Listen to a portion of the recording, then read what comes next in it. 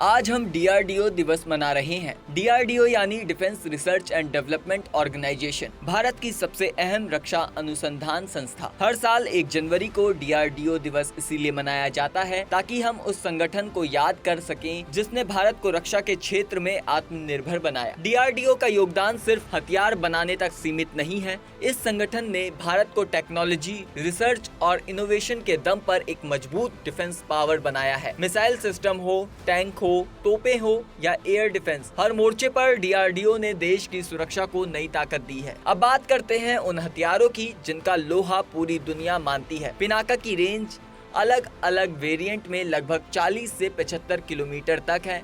अब सिस्टम कुछ ही सेकंड में दुश्मन के पूरे इलाके पर सटीक हमला करने में सक्षम है और आज भारत इसे दूसरे देशों में एक्सपोर्ट भी कर रहा है। इसके बाद आता है आकाश मिसाइल सिस्टम और आकाश तीर एयर डिफेंस सिस्टम। आकाश मिसाइल की मारक क्षमता लगभग 25 से 30 किलोमीटर है। यह दुश्मन के फाइटर जेट, हेलीकॉप्टर और ड्रोन को हवा में ही मार गिरा देता है। वहीं आकाश तीर रियल टाइम में भी आसमान पर नजर रखता है और हमले से पहले जवाब तैयार करता है। अब बात करते हैं भारत की सबसे घातक मिसाइलों में से एक। इसकी रेंज करीब 400 किलोमीटर है और इसके नए वर्जन 400-500 किलोमीटर से ज्यादा दूर मारने के सक्षम है। इसकी स्पीड लगभग मैक 2.8 है। इसके बाद है अग्नि 5 इंटरकॉन्टिनेंटल बैलिस्टिक मिसाइल, जिसकी रेंज 5000 किलोमीटर से ज्यादा है। अग्नि 5 पूरी तरह स्वदेशी तकनीक पर आधारित है और भारत की स्ट्रेटेजिक ताकत का प्रतीक है। जमीन पर ताकत की बात करें तो अर्जुन टैंक भारत का प्रमुख हथियार है। इसका फायरिंग रेंज लगभग 4 से 5 किलोमीटर है और ऑपरेशनल रेंज